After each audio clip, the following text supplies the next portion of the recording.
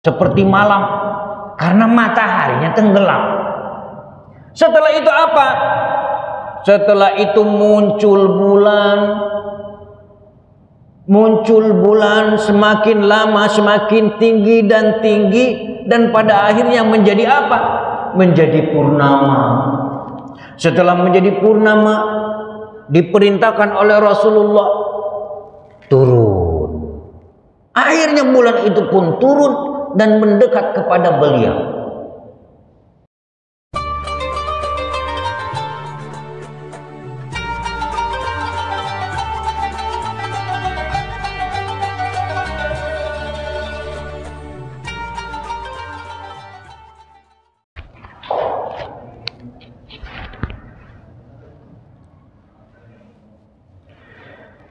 Assalamualaikum warahmatullahi wabarakatuh.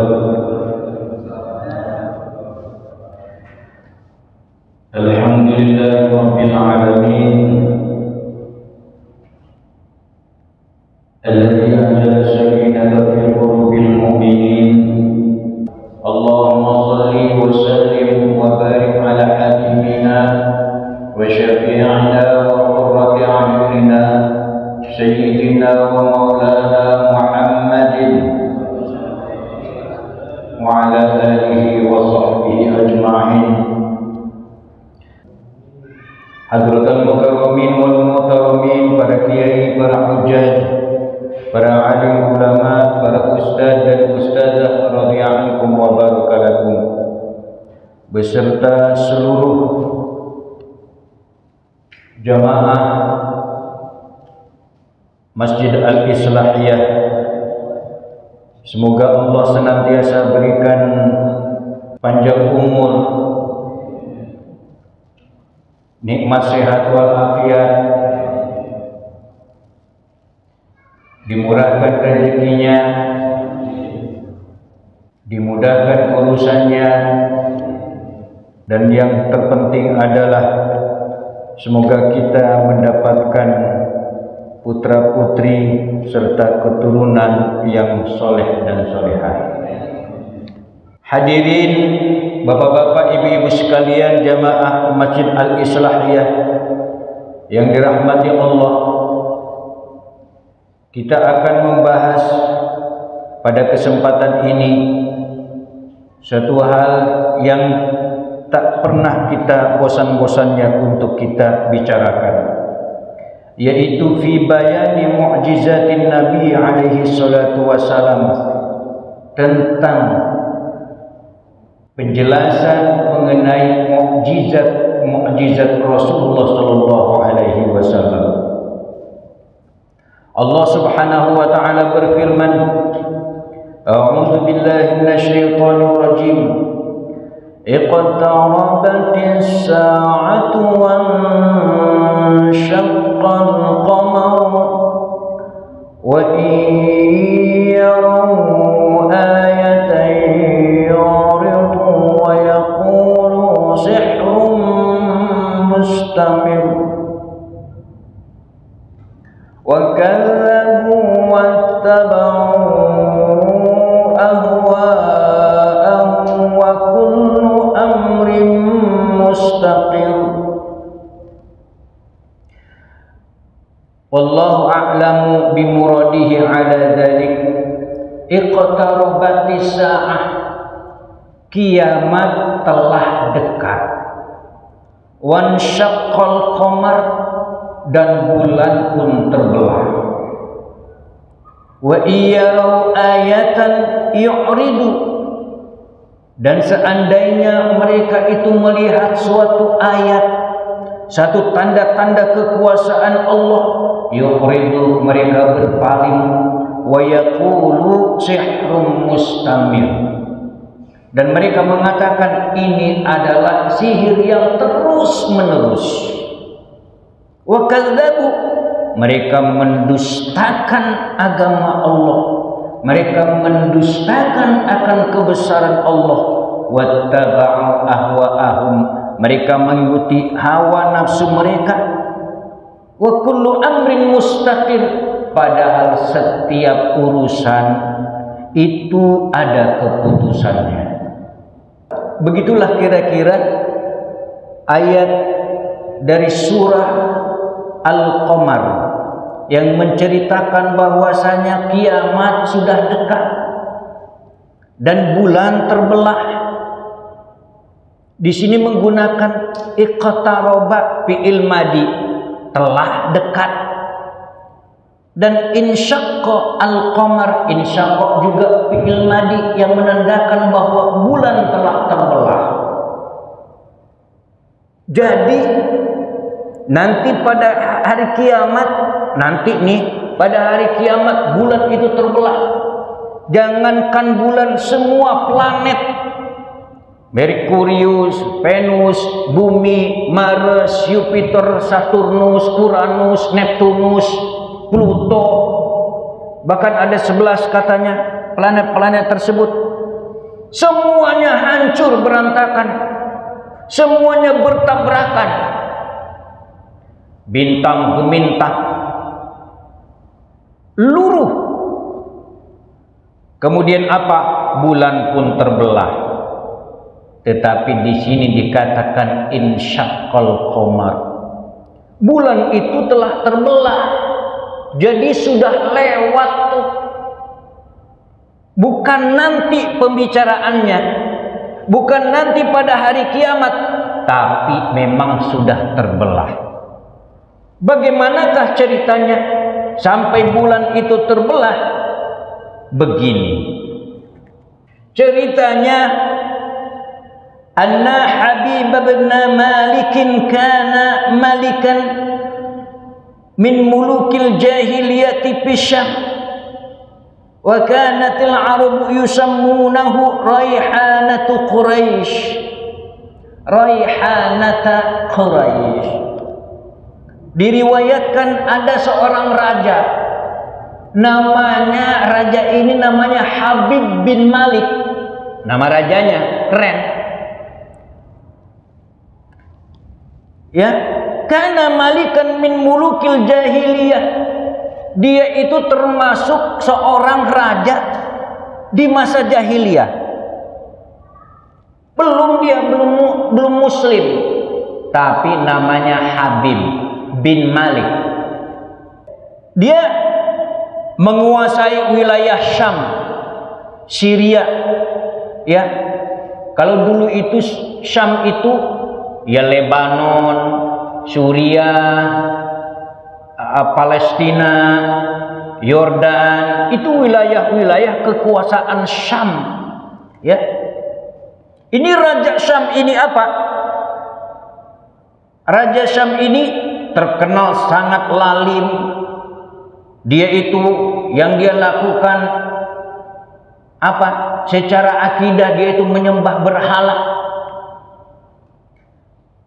Orang Arab menyebutnya apa? Raihanatu Quraisy.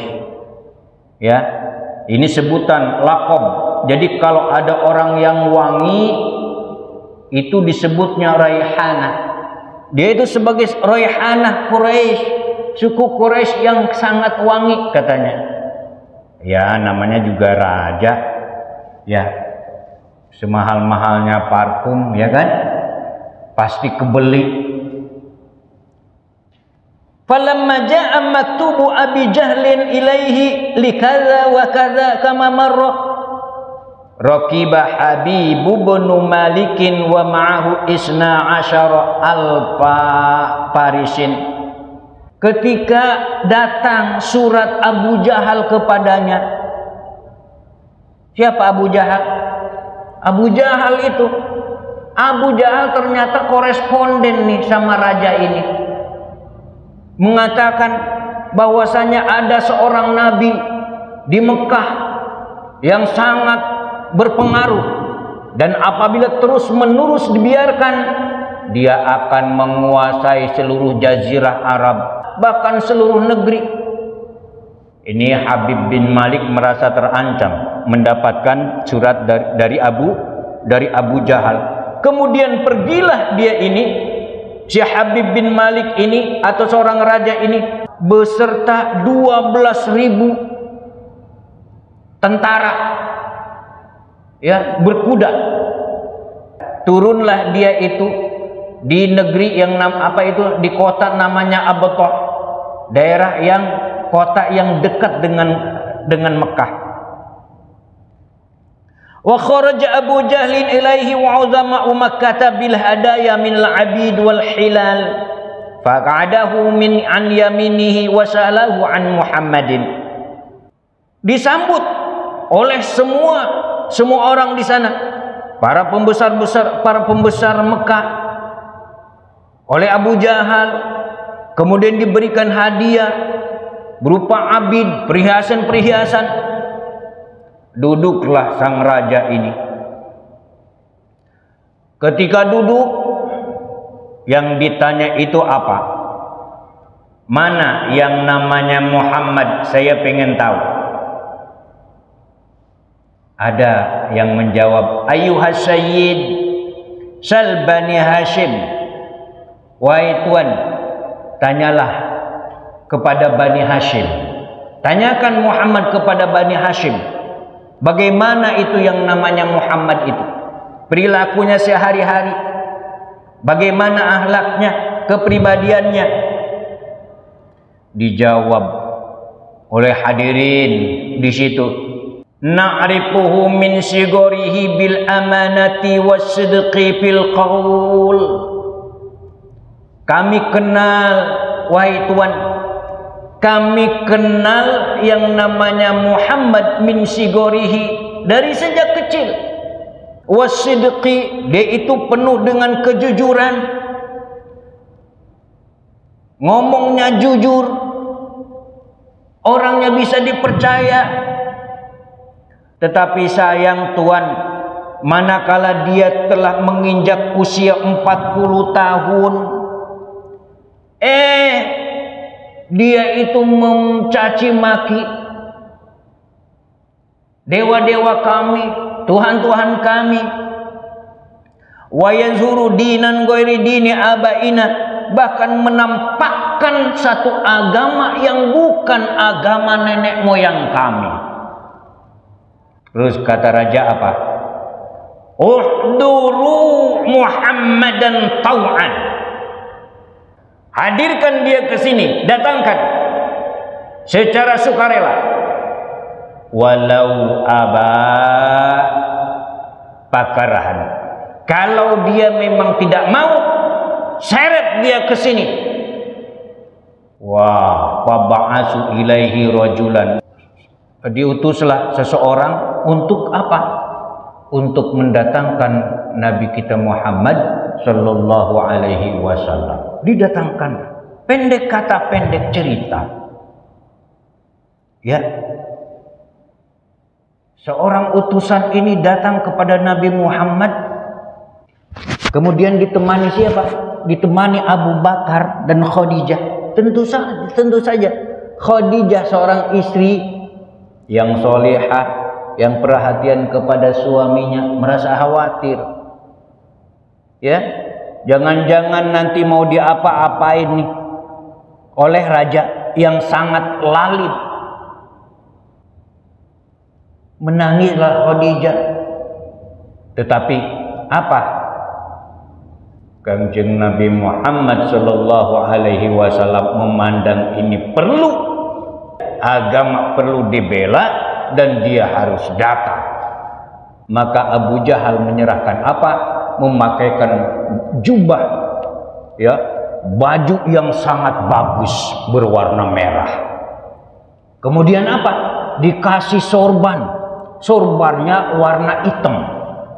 Bayangin tuh Pak, bajunya merah, sorbannya hitam. Sedangkan wajah beliau itu kan memang putih bersih, merah, hitam, dengan wajah yang sangat putih, betapa mencoloknya. Jadi Rasulullah memang berpakaian biasa-biasa saja, artinya sederhana tapi rapi. Tapi ini karena mau menghadap raja, dipakaikan oleh Abu Bakar baju yang sangat bagus, yang sangat mentereng. Sehingga apa yang terjadi? Manakala menghadap raja, terlihat sudah sangat berwibawa, dan sang raja pun kaget. Rupanya yang datang ini bukan orang sembarangan. Postur tubuh Rasulullah yang gagah ditambah dengan gamisnya, dengan jubahnya, dengan sorbannya, terkesima sudah raja ini. Khadijah meskipun apa itu namanya itu ada rasa-rasa takut, rasa khawatir, Siti Khadijah duduk di belakang beliau, Abu Bakar di sebelah kanan. Lalu bertanyalah siapa? Habib bin Malik alias raja yang lalim ini. Kata sang raja, "Ya Muhammad, kamu betul nabi?" "Betul Tuan." "Kalau memang engkau nabi, seperti nabi-nabi sebelumnya, setiap nabi pasti punya mukjizat." "Betul." "Kalau memang kamu seorang nabi, buktikan mana mukjizatnya." "Ada Tuan." "Buktikan." "Apa kira-kira mau Tuan?" "Oh begini, saya ingin, sekarang kan sudah zuhur nih, sudah siang, sangat terik. Coba matahari ditenggelamkan. Setelah ditenggelamkan, coba munculkan bulan. Setelah muncul bulan, jadikan ia menjadi bulan purnama. Setelah menjadi bulan purnama, coba diturunkan dan bisa berhadapan dengan engkau. Kalau sudah berhadapan dengan kamu, coba usahakan dia membelah, masuk ke dalam tubuh, masuk ke dalam baju. Yang satu, yang sebelah keluar lengan sebelah kanan, yang satu lagi coba usahakan dia bisa keluar ke lengan sebelah kiri. Insya Allah Tuan, jika Allah berkenan, pasti semuanya tidak ada yang mustahil. Ya, laksanakan." "Baik Tuan, saya mau berdoa dulu." Rasulullah lantas naik ke Jabal Qubais, Jabal Abu Qubais. Tahu kan Pak, Bu? Tahu kan Jabal Abu Qubais di mana coba? Dari Gunung Galunggung ya, lurus saja. Kalau pengen tahu, lempeng terus tuh dari Gunung Galunggung, lurus saja. Di Jabal Abu Qubais beliau itu sholat 2 rakaat. Setelah itu bermunajat kepada Allah Subhanahu wa taala, meminta pertolongan. Ini kan iseng banget kan ya permintaan.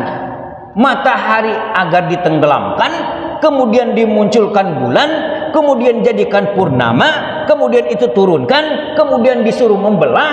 Setelah membelah apa? Agar masuk ke dalam baju, kemudian keluar ke lengan sebelah kanan dan kiri. Dalam sudut pandang manusia yang serba dhaif, yang serba lemah, mustahil. Akhirnya Rasulullah bermunajat kepada Allah Subhanahu wa taala. Kemudian apa yang terjadi? Turunlah Jibril alaihi salam mengatakan, "Wahai Muhammad, Allah Subhanahu wa taala telah menundukkan semua planet-planet, benda yang ada di langit. Semua telah ditundukkan. Malaikat-malaikat telah bersiap-siap untuk mengatur segala sesuatunya. Apa yang engkau inginkan pasti akan terjadi." Bahagia sekali kan mendapatkan jawaban seperti itu. Rasulullah akhirnya turun dan setelah itu menghadap sang raja lagi. Kemudian apa? Dia coba lakukan, "Wahai Muhammad, kalau engkau bisa." "Ya, saya ingin lakukan ini." Ada satu lagi, "Wahai Muhammad, Satu lagi. Apa itu? Satu lagi. Coba tebak. Kira-kira apa yang terbersit di dalam hatiku sekarang? Yang saya pikirkan selama ini, yang mengganjal dalam kehidupan. Coba kira-kira apa? Kalau engkau bisa menebak. Oh ya, itu matahari ditunjuk oleh Rasulullah Shallallahu Alaihi Wasallam dengan telunjuk beliau. Kemudian apa? Dengan gerakan beliau, perlahan demi perlahan, sedikit demi sedikit matahari itu digeserkan dan langsung apa? Langsung tenggelam. Akhirnya apa? Suasana di sekitar situ menjadi gelap gulita, seperti malam karena mataharinya tenggelam. Setelah itu apa? Setelah itu muncul bulan semakin lama semakin tinggi dan pada akhirnya menjadi apa? Menjadi purnama. Setelah menjadi purnama, diperintahkan oleh Rasulullah turun. Akhirnya bulan itu pun turun dan mendekat kepada beliau. Setelah mendekat apa? Dia membelah persis apa yang diperintahkan. Setelah membelah apa? Masuk ke dalam baju, yang satu keluar lewat lengan kanan, yang satu keluar lewat lengan kiri. Setelah itu apa? Setelah itu menyatu lagi dan di atas Rasulullah seperti yang diperintahkan, seperti yang diinginkan oleh raja tadi. Itu bulan yang tadi terbelah kemudian menyatu, dia mengucapkan apa? Asyhadu alla ilaha illallah wa annaka abduhu wa rasuluh. Aku bersaksi tidak ada Tuhan selain Allah dan engkau wahai Muhammad adalah hamba dan utusannya. Gembira sekali. Siapa? Semua yang menyaksikan. Termasuk raja ini sampai menggeleng-gelengkan kepala. Cuman Abu Jahal aja. Ini sialan ini Muhammad ini. Ini sihir nih. Gitu dia bilang. Abu Jahal dia bilang. Sihir ini sihir. Wah, Muhammad ngeluarin sihir lagi aja. Tapi raja bilang, wah hebat kamu. Sampai bulan itu pun apa? Bulan itu pun bersyahadat. Tapi satu lagi, wahai Muhammad, permintaan saya, coba apa yang terbersit di dalam hati saya sekarang ini, yang selama ini dipikirkan terus menerus. Oh itu Tuhan, engkau mempunyai seorang putri dan putri tersebut, putri Anda itu mengalami kebutaan, punya mata buta, punya tangan buntung, dan punya kaki juga lumpuh. Betul wahai Muhammad, kamu cerdas sekali, luar biasa kamu. Tapi tenang Tuan, sekarang mata sang putri sudah pulih kembali, kemudian tangannya sudah sembuh dan kakinya pun sekarang pasti normal, sudah bisa berjalan seperti biasa. Saksikan wahai Muhammad, asyhadu alla ilaha illallah wa annaka abduhu wa rasuluh. Aku bersaksi wahai Muhammad, tidak ada Tuhan selain Allah dan engkau adalah hamba dan utusan Allah. Ya namanya raja kan, raja disaksikan oleh siapa itu? 12.000 orang, 12.000 pasukan, ya, 12.000 personil maksudnya. 12.000 personil menyaksikan rajanya itu syahadat, langsung dia pun syahadat. Mereka pun syahadat. syahadat. Setelah itu apa?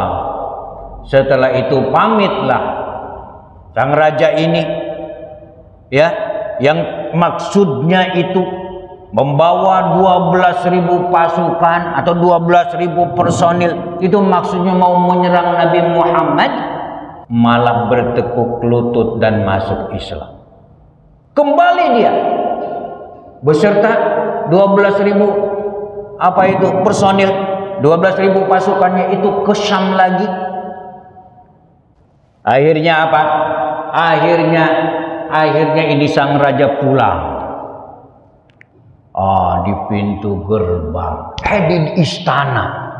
Di istana negara, coba yang nyambut siapa? Yang nyambut itu yang dibilang lumpuh itu tadi, yang dibilang katanya matanya buta, yang kemudian tangannya lumpuh, kemudian apa, kakinya lumpuh dan tidak bisa bicara. Yang nyambut siapa? Dia, putri raja. Ahlan wa sahlan ayah. Putri, ayah, putri. Wah, slow motion tuh. Kalau film bagus nih, ya. Oh, berpelukan. Anakku sekarang sudah sembuh, sudah menyambut ayah, sudah bisa bicara, sudah bisa melihat, bisa melangkah. Kemudian apa yang diucapkan oleh si anak ini, sang putri raja? Ayah, asyhadu an la ilaha illallah wa asyhadu anna Muhammadan Rasulullah. Loh, dari mana kamu itu? Ada bahasa asyhadu an la ilaha illallah wa asyhadu anna Muhammadan Rasulullah. Dari mana? Siapa yang mengajarkan? Oh, begini ayah. Semalam putri ketemu dengan seseorang di alam mimpi dan bilang bahwasanya ayah telah masuk Islam, dan apabila putri ini juga masuk Islam mengucapkan kata-kata itu, nanti mata putri akan sembuh, semua akan normal. Setelah itu putri mengucapkan syahadat seperti tadi. Ya Allah, anakku, kamu cerdas sekali. Dipeluklah sang putri dengan bahagia. Ini Abu Jahal ini yang sendirian. Abu Jahal yang sendirian nih merasa apa? Merasa kecewa. Yang selama ini murosalah, yang selama ini korespondensi bersama raja itu, malah dia dibuang oleh si raja, enggak dianggap.